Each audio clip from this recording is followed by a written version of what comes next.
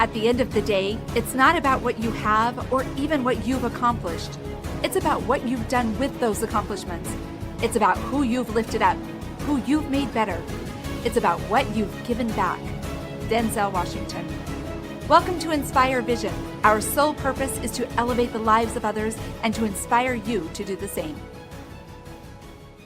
Manal, welcome to the show. Fabulous. Thank you for having me. I'm excited. It's always so interesting to have new people on the show, and they always have a slightly different perspective on some things. And I find that so fascinating and so important because everybody identifies a little bit differently. So, one person can be touched, another person won't be. So I'm really excited talking about what you've done, your book, and so forth. I'd love for you to kind of share with the audience your journey. What brought you to this point? What experiences in your life brought you to the point where you're writing a book and doing this whole thing? Wow, you start off spicy because that's a big one, and you already said and please, and you already said two things that made me want to have an immediate knee-jerk reaction. One word you used, I'll use the second one that you used, is that some people will feel and other people may not, depending on the guest. And my intention and my work is helping people move from knowing to feeling, because until we feel truth, knowing it is useless. So I hope that I can touch everybody at one moment to feel our truth. So, okay. All right. Okay, that was one knee jerk. And the other was identity. I struggle so much with identity because ultimately we want to get to the I amness. So when someone asks, but you said something better. You said, Manal, talk about your journey. You didn't say, who are you? So you made it much easier. What brought me here is I've always been a seeker. Dr. Doug, I've always been a seeker. And I can remember as young as, I don't even want to say an age, but as weeby as I was, always like, why? Like, why are we here? And why am I life like this? And why is this person's life like this? And why is my religion or my culture or my skin color, why am I different? And sort of having these like huge questions about existence. And so as a child, I had an amazing parents, I've got 3 brothers, but there's 6 of us, but my dad was the engineer, the analytic, the process orienter, the root cause, thinking things were always through the mind. So I adopted that tasting of like being analytical, was very strong in the sciences, very strong in the maths, and went into engineering just to follow in my father's footsteps, not really knowing what it was. So did my bachelor's and master's in mechanical engineering and approached life from a very mindy, very analytical, very architectural point of view. And then I have a beautiful, loving mother, and she's very compassionate and loving and connecting and family and growth and be the best that you can. And spirituality was important and religion for both my parents, but she gave us the bubble of love. So I also had this like love of life and laughter and zeal and this beautiful embodiment of life from all of the love and the connection and these ideals that my mom put in it. So fast forward, had my children, mothering taught me so much, and professional, engineer, software, board, all these buzzwords that make you feel and look on a piece of paper, very successful. And then a moment came, the other day, someone called it my tower moment, a divorce. The relationship was no longer healthy. There was things that weren't sustainable. And for me, that was the greatest, biggest failure that could be. And all of the house of cards that I built crashed. And my identity, the first time my identity sort of crashed was being a mother. So going from professional to motherhood, but my identity crashed. And who am I? Not only did I lose a partner, I also lose the family structure that we had. I also lost the identity of being a successful, I'm going to put that in quotes, and person and couldn't even maintain a relationship with someone that I committed to for the rest of it. And so all of this crashed. And in there, those askings started coming up really loud again, because I was happy and satisfied in life, even though I wasn't satisfied in my relationship. I was like, I am lucky and I should be fortunate and life has been amazing and I have everything, because I did. But with that crash came all these amazing questions. And in there, I developed my voice. Insight Timer supported me. I'd go on there, do meditations. I nested all day and did meditations and fed myself so I could feed my kids. I knew I had to be full to feed them. And ultimately, after listening to so many meditations, I said, hey, I could do this. And I could hear in people's voices, I could hear the resistance. I could hear limiting thoughts. I could hear limiting beliefs. And so in there started my journey of my voice. So I'll pause because I'll pause and throw it back to you, Dr. Doug.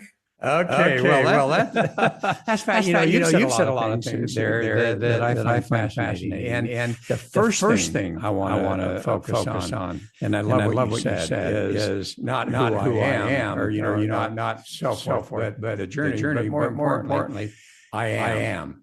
And I think that's and I don't know what you mentioned religion in the family. I don't know what religious background you come from.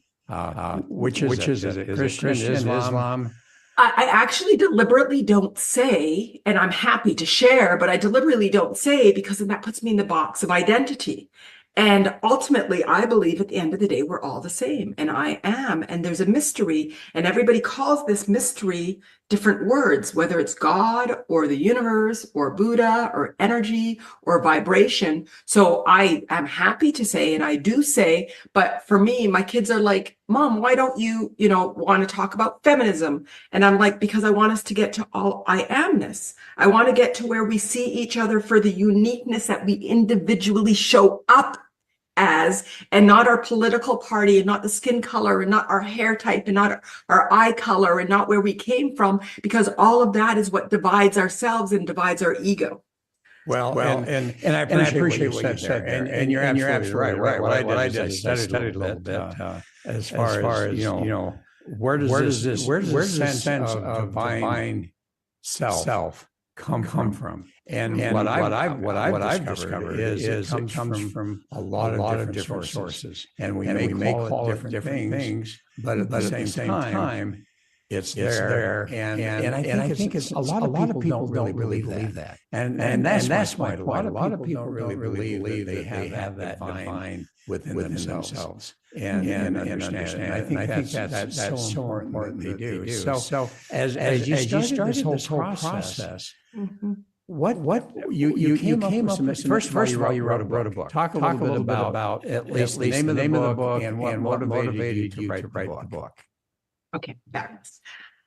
So my voice started to come up, and it's so interesting because I do a lot of meditations and lives, and in there I always guide my listeners to look for where resistance might be, and I always come to my jaw and my throat, which is ultimately not speaking my truth. So as I started to do the meditations, out would come frameworks. So first of all, let me tell you what my company's name is. So it's my name, Manal, means attainment in Arabic. Okay. I took the M and put it in front of attain, Matain. And ultimately, I'm about attain. Matain means attaining the life you desire, attaining your authentic truth. And ultimately, Dr. Doug, speaking to your reference, we all know. We all know. We might articulate our knowing differently. So somebody might use the word God. Somebody might use the word universe. Somebody might use the word Allah. But at the end of the day, it's this knowing of truth. Our expression of it is what comes out uniquely, but the truth is all synonymous. It's all the same. All right, I'm going to challenge you there. Okay. I don't think we all do. And I think that's part of the challenge for people is there's a lot of people that don't recognize that is within them. And that divine, I'll just call it divine, is within them. And I think a part of the whole process of why we're here, quite honestly, is to figure out how we can start to identify and realize that within our life and become that within our lives. And there's so many people that don't even believe that that's true. And they just beat themselves up all of the time. Okay, I accept your challenge. Okay. And you're right. And you're right. You're dead on.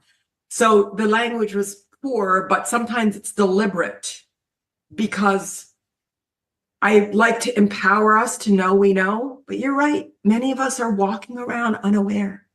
Many of us are walking around with our eyes closed, our ears shut, our mouth, and just screaming from pain and suffer and struggle and the hardness of life. Many of us are disconnected from our truth. And because of that, they're coming back to the question that you asked that I haven't answered yet. My book is called Transcending Anxiety from Fear to Freedom. Because of that, we're in anxiety, we're in depression, we're in fear, we're in anger, we're in disconnection, we're in pain, we're in suffering, we're in struggle, we're in all these things because we're disconnected from our divine nature and our divine truth. So my language was sloppy, but sometimes it's deliberate when it's empowering, because I want all of our listeners to know we know. If you just close your eyes, and there are moments, even though Dr. Doug, I agree with you 100% that some people are walking around not knowing, but even those people, there are moments, whether they're, I don't know, I'm going to choose this example, rollerblading or surfing or driving or cooking or baking around the kitchen table with their families. There's moments that they know, and they are laughing from a heartfelt place. They're feeling love, and they're feeling that maybe just this glimmer, the small little ray of feeling like, oh, life is complete and I appreciate being here. And maybe the other 99.9999999%, they're depressed and angry and sad. Well, I mean, we see that all the time now, right now in the United States. All of the anger and the division that's existing, and it's amazing. I mean, I have some friends that they were at least acquaintances, connections, friends, and all of a sudden I'm seeing all of this anger coming out and constantly posting these angry things, so on and so forth, and it's like, what's going on? And so as we see that, now you develop what you call the Matain Method. What is that exactly? And let's go to, I know that you have a number of stories that you can share with some of your clients, but could you share one story, and in that story, identify how you helped someone that was really struggling, and then using your methodology, you were able to bring them out of that? Yes, I would love to. It's another big question, but yes, absolutely. This is fun. Okay. So my method developed the more that I was trying to articulate during my meditations and my talks and my blogs, the steps to, I'm going to use the word surrender, but surrender is what the word that developed over time. But the steps to feel, at the beginning, I was looking for happiness. Like I thought happiness, and now I call it X. And X could be happiness, joy, flow, ease, surrender, laughter, abundance, whatever it is that we're looking for. So ultimately, step one, we already discussed it. Step one is just awareness. Just awareness. If we just stop and become aware. And I sort of dance around loving the word resistance. And again, writing my meditations and talks, when I was asking people to go into their bodies, I would say, see if you could feel sadness. And I'm like, Manal, what if they are not feeling sad? See if they're feeling this specific thought of not being good enough. And I go, Manal, well, you just planted it. Because that's what, remember I said to you, I'd listen to meditations and then I'd feel good, but then they'd plant seeds in mine. I'm like, wait, I wasn't thinking that. And then they planted it in their attempt to unplant it and take out a weed, they plant something. So I started to use generic terms such as resistance and resistant thoughts. And rather than name it, I give you the essence of we're looking for things that are troubling, but you use your language. You use how it's impacting you. It's so interesting. I'll work with a client and I'll say something and they'll say, no, I don't feel like I'm not good enough. And then they'll turn around and say, I feel like I'm bad. So just that distinction. Exactly. Yeah, so I will say something and it's so clear to me that this is what the root of it is. And they'll go, no. And I'm like, okay. So now I even say, this is what's coming to me. How would you verbalize it? And then there's this very slight tweak. So maybe it's not orange, but maybe it's burnt red. And there's a distinction between orange and burnt red is big enough that when I say orange, it doesn't resonate with them. So I started to come up with a framework that brings everything, again, the engineer, to the root cause, to the lowest common denominator. So instead of naming all these things, naming shame, naming guilt, naming anger, naming all this, I say, what's your resistance? So ultimately, I recognize that. So there's 5 steps. And then I'll move through them. Step 1 is awareness, but it's awareness of our 4 bodies. Okay. We have 4 bodies. 4 bodies are physical. These are the physical sensations. So, whether your neck hurts, I talked about my jaw and my throat, that I could feel it opening up and a lot of energy in here because I want to speak my truth. People carrying things on their shoulders, carrying the load of life on their shoulders, their back or their abdomen is not feeling they can. So there's chakra like relation between resistance in our bodies and what we're feeling. So physical body, this is our physical sensation. Then our emotional body, Dr. Doug. I know you've had many podcasts about emotions, and we're all repressing them. We're all repressing them. This is our command center. When we listen to our heart, when we're happy, when we don't, we're upset, sad, depressed, and angry. So it's awareness of what your emotional command center is saying to you. And I say, how are you feeling? They say, I woke up in a bad mood. No, how are you feeling? Sometimes there's 3 or 4 questions to get to, I'm sad, I'm angry, I'm scared. It's so interesting how many layers we have to get through for someone to acknowledge their emotions. So the emotional body, awareness of our mental body. These are where there's so much going on right now about limiting thoughts in the mind, and so this is where our processing has and not being able to control our thoughts. And this is where I'm unique, Dr. Doug, that you can't control your thoughts without recognizing that there's a belief set, set that's ultimately forming the lowest common denominator. We got to go to beliefs to recognize how they're impacting our thoughts. Well, part of the challenge is belief is sometimes it's so subconscious that they don't even know what's controlling them. And that's where, as you say, you have to have awareness to finally be able to go back and go, wow. I mean, I always ask, well, I don't ask this question, but I always suggest to be asked if you're not in too much trouble. When an event happens, you see someone really upset.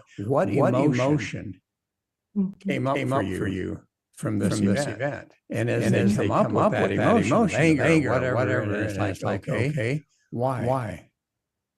Why? And all of a sudden, as you get into it, you start to recognize that, there's things that happen in childhood, there's whatever that happens to be that's triggering those emotions, which really are not in their best interest. Mm-hmm. All right. So anyway, you've got the physical, you got the emotional, you have the mental, and then what's the next one? The egoic. The egoic is where we hold our identity and our beliefs. The egoic is ultimately where you said to me, Manal, I'm going to challenge you. Not everybody knows our truth. And this is where a lot of spiritual bodies call this the spiritual, like a lot of yoga and Reiki and all, they call this the spiritual body. I like to call it the egoic because spiritual implies there's no resistance. This is exactly where the resistance resides in our egoic body. And I believe that it's unconditional 3. So there's 3 things that we have forgotten. We are unconditionally worthy. We have forgotten that we are love. We're looking for love. We're looking to be loved. We're looking for love. We are love. We are love. And then ultimately, freedom. We're thinking that we're controlled and we're out of control and we're looking for control and we don't want to control and we want to control, but ultimately we are all unconditionally free. And I call this the unconditional three. So worthiness, being good enough, perfectionism, all these things, love, and freedom. And ultimately, when I'm working with, now you asked me to give a client example, and I talked a lot because I wanted to frame everything. When I work through with my clients, we go through this 5 steps. So step 1 is awareness of your 4 bodies. And ultimately, everything comes back to the belief set. And so what's not wanted is the opposite of what's not wanted is what's wanted. So if I don't want to be disrespected, I want to be respected. If I don't want to be somebody to be mean to me, I'm looking for love. If I don't want to be controlled, I'm looking for freedom. So everything that we're in pain from is because we're having an experience of something that's not unwanted, and ultimately the opposite of is what's wanted. So step 1 is awareness. Step 2 is an acknowledgement of everything is pushing on our desire for worthiness, freedom, and love. And then, so that's 5 steps, 4 bodies, 3 states, worthiness, love, and freedom. 2 states, having it and have not. When we're in pain, it's because we don't have it. And when we have it, we're in happiness. And that all leads to surrender. So I said this so sloppily that it looks so complicated, but the framework is then becoming aware. So let's go through a client. They come in and they said that they're feeling very anxious and stressed out. And so I'm like, okay, fear, anxiety is an acknowledged fear. It's fear that we're not seeing. So let's go and see what's going on in your body. So they go through their body and they're like, oh, there's tension in my shoulders and my heart feels really pained. So I say, okay, great. Let's move from the physical sensations and see the emotion. So I'll say, oh, I feel really, really angry. I'm like, okay, so what's the story? Let's go to the story. Oh, this morning my child was really disrespectful and upset me. And so then say, okay, let's go to the top. What's the belief that ultimately triggered this? The belief that I'm not a good parent, that I'm not good enough, that I'm out of control. So in there will come a flood of what are the ultimate beliefs that sparked these series of tangential expressions of the 4 bodies.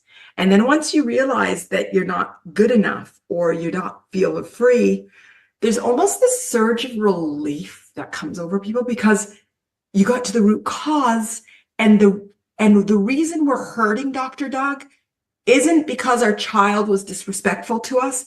It's because we believe that we're not good enough. And by seeing that expression, we relieve that pain. Okay. So go on. Typically, just the awareness of the physical sensations, the anger, my ex, my child, my this, my that did this to me. Oh my God, I feel like I'm never going to get this right. I feel like I'm not good enough. I'm so tired in life. When is this going to end? Starts to create this bubbles of like allowing the resistance that we're holding in our body to percolate, to come out. And then there'll be more awareness. Underneath that anger is actually sadness. The sadness that we had repressed for maybe a lifetime. And maybe it will go back and it will trigger a thought of them being at home and sad, or I've had people remember wetting themselves and being yelled at rather than being nurtured and cared for. So it will remind them of an event, because usually I call it the deconstructing. I call it the cookie cutter, that when we have a particular misbelief, it's a lifetime of misbeliefs. Yes. And for those beliefs, and those that believe in prior lives, they might even see it happening, or those that believe in generational stories, they will see it replicated in their mom or their dad and their grandparents. So I actually, when they're really willing to be aware, I'll say, well, where did you get this from? Go into your mom's womb. And at first they're like, oh, I'm not going to know. And then they imagine themselves into their mother's womb, and they can feel the energy of their mother's fear, their mother's anxiety, and see where all of these beliefs are coming from. It's conditioning. It's the architecture of the human design. It's the architecture of life. So how do you get upset when you recognize this is the architecture? We're just vibrational beings picking up these vibrational manifestations in our 4 bodies, and we're meant to become awake, through awareness. Well, and as you talk about that example, I actually at one time was really struggling with a particular belief, and it was really I'm not good enough. And I was working with someone who I had met when I was getting my certification in NLP, and they were from Sweden, and they said, you know what? There's something even deeper that I used. They were saying that you might find interesting. And so ultimately we connected. And they took me through this process, which was a little bit more advanced than NLP, neuro-linguistic programming. And ultimately I was in the womb. And in that womb, I was hearing my mother yell at my dad and saying, you're no good. Mm-hmm. And it's like, wow. And I think for people to understand, and I think you hit such a good point, is that we have the epigenetics. We've got the DNA memory, whether it's our parents or grandparents, generations past, that is just so amazing how that can come out. And we have no clue necessarily where it came from, but just the awareness that it's there, that belief is there. I think, as you say, helps us, particularly, and I love the fact that you're talking about meditation, particularly, we're able to then become aware of it and ultimately recognize that guess what? It's not me. It's something that is affecting me, but I can let it go. Mm-hmm. Mm-hmm. Beautiful. And ultimately, what we're doing in there, Dr. Doug, is we're depersonalizing the experiences that we're having and leaning into the mystery of life. I use the word mystery because, again, it goes to the lowest common denominator. I don't like using the word God, because even a God, I love God, but it's a word that can get other people to react. So I say mystery.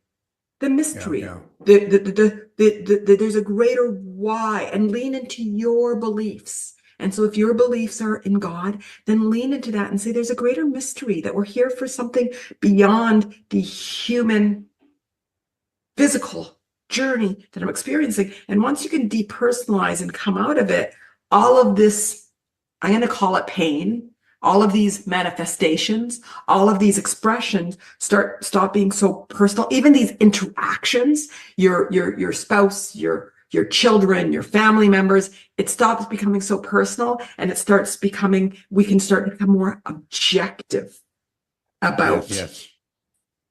Well, and you talk about one word that you kind of described it a different way than I would think about it. So you're talking about something different. But you talk about egoic, and I think about ego. Now, I don't know if you read Eckhart Tolle's book on ego. And certainly being here in Thailand, I'd love to study a little more about Buddhism. And he's talking about suffering and how ultimately we can get to the point where we do not suffer. But it all has to do with ego. And how do you relate ego, the negative part of ego, that then causes us to do things and feel like things are important. I've got to have a car, I've got to have a house, or whatever that happens to be. How does that relate back to those individual subconscious imprints, whatever means they've come from? How do you find that relates? And how do you help people to start to eliminate that ego that is literally affecting their lives in not a positive way? Okay, first of all, I have to say I love you, and you keep asking me like these big questions that I'll give in like these. I haven't even said the 5 steps yet. I'm like, Manal, you still haven't said the five steps. I do that all the time. That's fine. I'm like, are you closing, Manal? Are you closing your answers? But I love that question. And I have a spiritual girlfriend. Like, obviously she's a girlfriend, but she's the one that we do the spirituality powwow together. And she's like, why are we here? Like, we ask ourselves the big questions. And today, even the morning before we got onto this, there's big texting about why do we have to do this? Why do we have to go through expansion? And I'm like, oh, it's not the expansion that hurts. It's not the growing. It's the growing pains. So the ego. Okay. I believe we all have an ego. We all have an ego. Oh, yeah. If there is a part of my mind, if there's a part of me that I'm going to have, so I'm telling you the reason I call it the egoic body. If there's a part of me within me, then Manal El-Ramly, she's going to love it. She's going to love it because I have learned that to be in the best place, I need to love my body. To be in the best place, I need to love myself, like love my heart. To be in the best place, I have to find respect and honor and love for my mind. And so if I have an ego, then I have to love it. So my question was, why are we framing it as bad? And how do I love it? So this is where I turn, and the reason I used the egoic body, because again, just like I said, we all know truth, and you challenged me on that. And I said, yes, Dr. Doug, you're right. There are so many of us walking around unaware. I want this egoic body to be used in a way that we start seeing it as our mental body, our emotional body, as physical body, as some part of our body.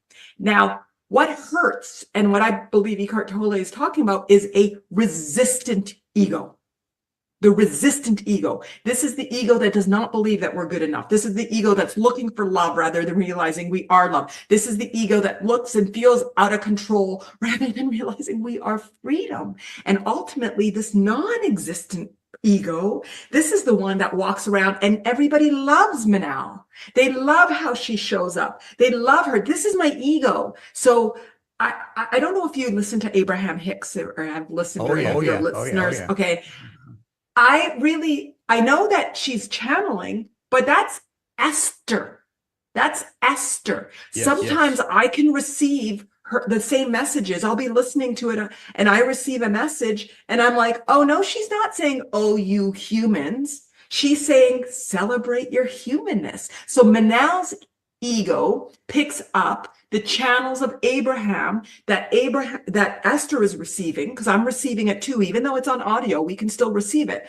I'm picking it up. And sometimes me and her would say exactly the same thing. And sometimes I'd be like, ooh, Esther, no, that's not what they said. And then sometimes I'd be like, oh, wow, Esther, I heard it more distorted. And so I appreciate that you're clean vibrationally in that way, and that you received it in a way that I can expand my self-worth, expand my self-love, expand my understanding of freedom. So our egos are distorting and listening and perceiving. And once we get to this non-resistant ego, and I believe that's where sort of our infinite connection to source becomes. So when I know, yes. All right. No, I appreciate what you're saying there. And you're using the word ego a little bit differently than what I normally define it as. But I appreciate what you're saying because you're right. There is that resistant ego. And that's really causes us to try to prove that we're good. When in fact, if we just let that go and realize, you know what, I am, then all of a sudden that becomes good. Now, you suggested I interrupted you. So go on with the steps. Let's review. Step number 1 is awareness. Okay. Of the 4 bodies. So we're going to go down. Step number 2 is acknowledgement of what is desired. So when we're in pain with step 1, we're saying, I don't want to be disrespected. I don't want to feel anger. I don't want to be hated. I don't want to. So there's all these what we don't want in step 1 when we become awareness. And then step 2 is acknowledgement of what is desired. And it's always some version of the unconditional 3, that I want to be good enough. I want to feel worthy. I want to be valued. I want to be seen. I want to feel love. I want to feel loved. I want to be happy. I want inner peace. I want to feel free. I don't want to be controlled. I want to be free. So step 2 is acknowledgement of what is desired. So step 1 is like, I'm in pain. My 4 bodies are screaming out. Step 2 is like, oh my God, I just want X. Step 3 is about appreciation. And I put up my finger like this for anybody that's watching it to say, it's not intellectual appreciation. I am not turned on and intellectualizing, I should be happy, first world problems, No, I'm embodying a recognition of, if we go back, Dr. Doug, to the conversation that we talked about, this awesome curiosity that's like, oh my God, I heard it in the womb. My mom was saying that to my dad. There's a vibrational element to this. This is the conditioning of life. There's a greater mystery, and I'm part of this mystery. So we stop personalizing it in the physical body, and we move out and we start to have this sort of spiritual understanding and compassion for the physical being from a higher state. I call it go into a third-party observer, look at it from outside of your body, see what would God think, what would Jesus say, whatever it might be that gets you outside of your pain and into a greater level of awareness. Step 3 is appreciation. Then step 4 is my favorite. They're all my favorite steps. Step 4, I used to call it letting go and release, but it felt like you needed to do something. Now step 4 is just allowing. Allows the sensations. If somebody died, you're going to naturally be sad. The pain is the resistance to the sadness, not the sadness. Allow the expressions, allow the physical sensations, go into your body and dance with the anger, allow it. And that doesn't mean kicking the wall, or one of my clients would say, Manal, I don't want to kick the dog. And I'm like, no, that's not what I'm saying. Just allow the percolation of the anger to come to the surface.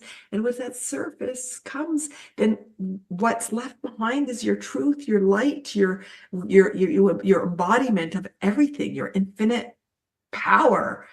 And then step 5 is surrender. Step 5 is surrender. Surrender, if I had to pick one word that I love in the human journey, it would be surrender. And so it's mastery of steps 1 through 4 takes us into surrender. And so something happens in life and we're surrendered because we recognize that there's a higher meaning, that there's a mystery, that everything is okay. And not from an intellectual, but just sort of like it's life. And we're surrendered to accepting the unfolding of life by our maker, by the universe, by vibration, and we're just sort of in surrender. Okay, so your story about the lady that you were working with as a client, that she got upset, children got upset with her child, got upset with and so forth. As you took her through those steps real quickly, what was the end result for her? And how did you take her through each of the steps? We only have a few minutes, so I want you to go fairly quick. Okay. The end result is a sense of peace. The end result is a sense of inner understanding. So it moves from personalizing what's going on to a sense of compassion for the complexities of the manifestations of the human's expression. And I'm just trying to say it quickly because you asked me, but what my clients / followers / listeners end up, the feeling that they end up getting is a sense of empowerment, a sense of appreciation for any expression of their emotional body. So one of my clients, and I don't know if I'm going off tag, but I feel like I'm answering your question the way that they broke up. They were dating somebody and broke up. On a weekend, he ended up like really badly breaking up with her, and she was really upset. And she said, I said to myself, what would Manal do? WWMD, what would Manal do? And she said that she just honored what she was going through, that she honored that she was sad. She honored that she recognized that it made her feel unworthy. She honored that it felt like, am I ever going to find love? And she went straight to her egoic body and went to the root cause of her pain, which wasn't that he broke up with her. There's a million fish in the sea. It was that from there, it reinforced this misbelief that she is not good enough. And when she went to that and she nurtured that feeling, then she had this sense of empowerment and recognition that she's a human on this human journey and she's meant to grow and expand. And some of her growth and expansion is her recalibrating to her infinite, unconditional worthiness, love, and freedom. And we will only be fully calibrated to it in an infinite manner when we die. So, everybody's like, Manal, when are we going to get it? And I'm like, when we die. Yeah. Well, and I love what you said, and I love this because ultimately, when we go through those four steps, which leads us to surrender. And here's the dichotomy of that. As we surrender, we become empowered. And people think about it that way. When they think they're surrendering, then they're not. But the bottom line is with what you're talking about when they surrender. And ultimately, as you say, just recognize or aware of these feelings, when they surrender to it, they become empowered. And I love that. So as we close, what I'd love for you to do is just kind of share with the audience. We've talked about a lot of things, but what comes to your mind as far as a message that you'd like to share with the audience? I would love to share with the audience that we are so fortunate to be on this human journey, that when we can embrace this and embody this authentic from our four bodies, excitement, zeal, celebration of our unique human experience, which is all of the range of emotions and experiences, then the taste of life starts to come from a place of peace, ease, flow, and surrender. And I believe that we can also enjoy the physical manifestations, the large house, the car, the bank account, the friendship, the adventures. But when we do it from a place of surrender and celebration and not from a place of ego, want, and it measuring our worth, our love, or in our freedom. That's what I want to share. Celebrate our humanness. I love it. I love it. Thank you. So how do people find you? They can find me on my website, www.matain.com.